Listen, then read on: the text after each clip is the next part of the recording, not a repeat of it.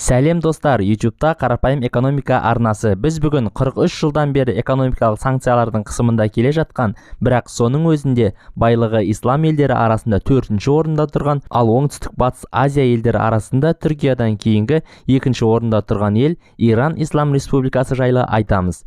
Иран Ислам Республикасы оңтүстік батыс Азияда орналасқан. Бұл елдің географиялық орналасуының өзі Құдайдың ирандықтарға берген сыйы десек те болады.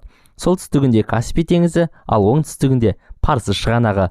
Ал көршілес елдерін айта кетсек, олар жетеу: Түркия, Ирак, Әзербайжан, Армения, Түркменстан, Ауғанстан, Пәкістан.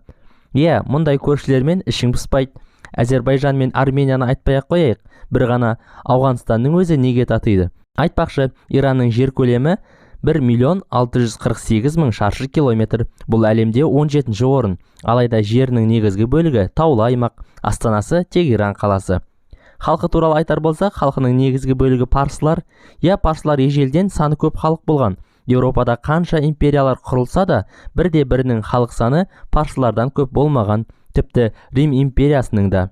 Бүгінде Иранда 83 миллион халық бар. Әрине, Ислам Республикасы болғандықтан басым бөлігі мұсылмандар, негізінен шииттер, олардың үлесі 89%, ал сүнниттер 9%-ді құрайды. Ал енді ел экономикасына ауыссақ, қазіргі Иран экономикасы бұрынғы Иран тарихынан да қызық. Маған сеніңіз, елде 12% жұмыссыздық, 35% инфляция, төменгі табыс, бірақ Иран соншалықты артта қалған немесе дамымай қалған ел емес. Әрі майнинг пен биткоин экономикаға араласқан кезде әрине одан әрі қызық бола түседі. Сонымен бәрі неден басталды? Иранға алғашқы экономикалық санкция 1979 жылы Америка Құрама Штаттары тарапынан салынды. Сұрақ: тарихтан қалайсыз? 1979 жыл нені еске салады? Әрине, Кеңес одағы әскерінің Ауғанстанға кірген жылы. Алайда бұл оқиғаның Иранға жасалған санкциялық шабуылға қатысы жоқ. Иранның атом қаруына қол созуы, көршілес елдерге қысым көрсетуі, терроризмге қолдау көрсетуі деген сылтаулар айтылды. Алайда басты себеп бұл емес. Басты себеп Иран мұнай газы еді. Бұған дейін Иранда революция болды. Құрылтайлар, әрине, бәрі де америкалық үстемдікке қарсы болды. Анти-америкалық көзқарас басымдыққа ие болды. Себеп әрине ел байлығына талас. Америка дәмеленген мұнайынан 1 литрде ала алмады. Ал ол мұнайды ирандықтар не істегенін сәл кейінірек айтамыз. Сол 1979 жылдан бері әуелі Америка, кейіннен Европа, ал содан соң әлемнің басқа да елдері Иранмен әртүрлі салада экономикалық байланысқа түсуден бас тартқан. Арада 43 жыл өте шықты. Иран экономикасы бұдан тұншығып өлді деп ойласаңыз қателесесіз. Тыңдаңыз, Иранның ішкі жалпы өнімі Азия елдері арасында 5-ші орында, яғни Ираннан озған Азия елдері мыналар: Қытай, Жапония, Түркия, Оңтүстік Корея болды. Ал біз әрине арттамыз. Иран бюджетінің 45%-ы мұнай мен газдан түсетін табыстан құрайды. Америкалықтардың таласатындай, мұнда мұнай газ жетерлік. Нақтырақ, әлемдік мұнай экспортының 10%-ы және газ экспортының 16%-ы. Яғни әлемде мұнай экспортынан 4-ші орында. Стоп! Сен жаңа ғана Иранға санкция салынды, ешкім сауда жасаспайды деп едіңіз ғой. Алайда арзан мұнайды кім алғысы келмейді? Сіз жаңалықтардан әлемде мұнай бағасы өсті, мұнай тағы да қымбаттады деген жаңалықтардың бәрі Иран мұнайына еш қатысы жоқ. Мұнда басқа әлде қайда арзан баға. Иран мұнайының 27%-ын Қытай алады, 15%-ын Үндістан, Оңтүстік Корея мен Түркия 11%-дан мұнай сатып алады. Иран өз мұнайын Жапония мен Италияға да сатады. Контрабандалық жолмен сататындықтан бұл цифрлар нақты болмауы мүмкін, алайда Иранның мұнай сататыны анық ақиқат. Америка мен Европа елдері бұны білмей ме? Жоқ, әрине біледі. Бірақ экономикалық санкциялардан басқа қару қолдана алмайды. Неге дерсіз? Себебі Иранда 1,5 миллион әскер бар. Жай ғана әскер емес, мұздай қаруланған.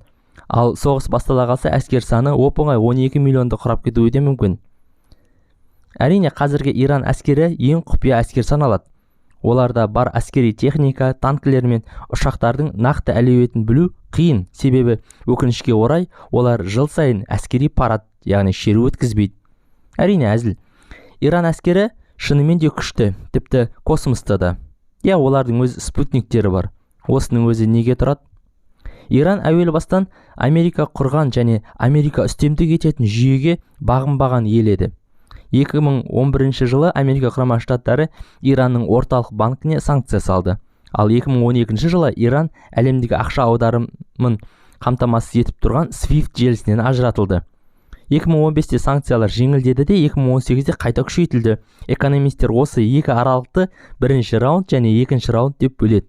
Сонымен Иранда бірінші раундта экономика 25%-ға құлады да, инфляция 20%-ды құрады. Екінші раундта инфляция 35%-ға жетті. Импорт 40%-ға түсіп кетті. Алайда бұған пандемияның салдары көбірек тиді. Иранды бәрі қазіргі санкцияларға тұншығып жатқан Ресеймен салыстырады. Оған негіз жоқ емес, алайда Иран үкіметі қаржыны қолдан ұстаған жоқ.